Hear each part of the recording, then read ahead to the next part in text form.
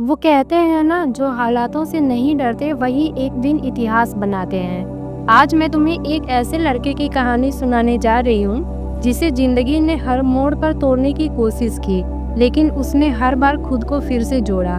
उसका नाम था आरव। आरव एक छोटे से गांव में पैदा हुआ, जहाँ ना तो बिजली थी, न इंटरनेट और न ही कोई बड़ा सपना। सपने थे तो बस पेट भरने के और बारिश में टपकती छत के नीचे चैन की नींद सोने के।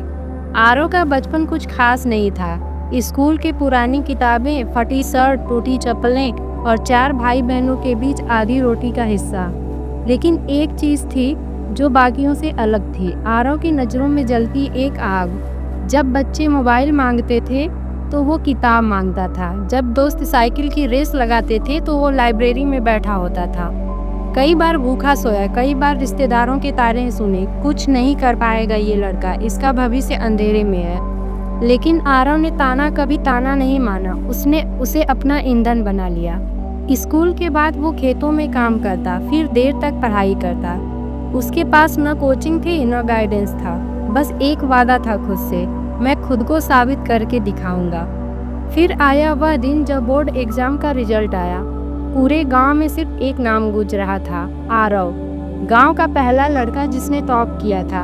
लेकिन कहानी यही खत्म नहीं हुई। असली जंग तो अब शुरू हुई थी।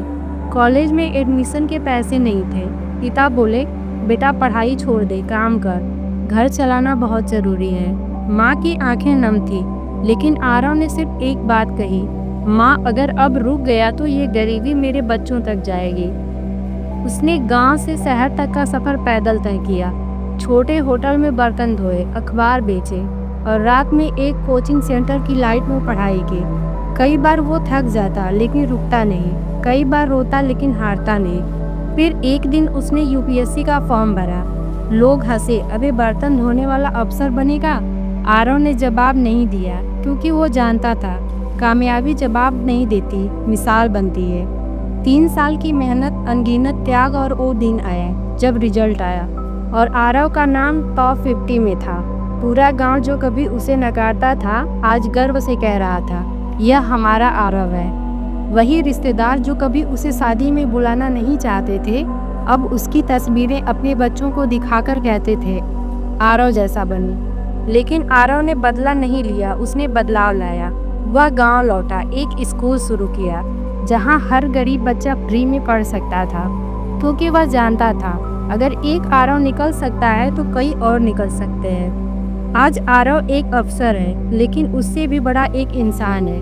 और अब सवाल सबसे है, तुम्हारी कहानी क्या होगी? क्या तुम भी तानों से डर जाओगे या उन्हें सीढ़ी बनाओगे?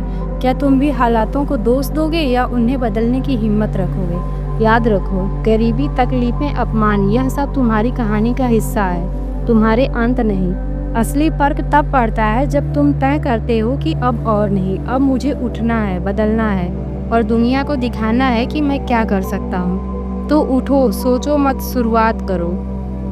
क्योंकि आज अगर तुमने पहला कदम नहीं बढ़ाया तो कल भी यही हाल रहेगा। और एक दिन ऐसा आएगा जब लोग तुम्हें देखकर कहेंगे, अगर ये कर सकता है तो मैं भी कर सकता हूँ। अब कहानी तुम्हारी है, फैसला भी तुम्हारा ही होगा।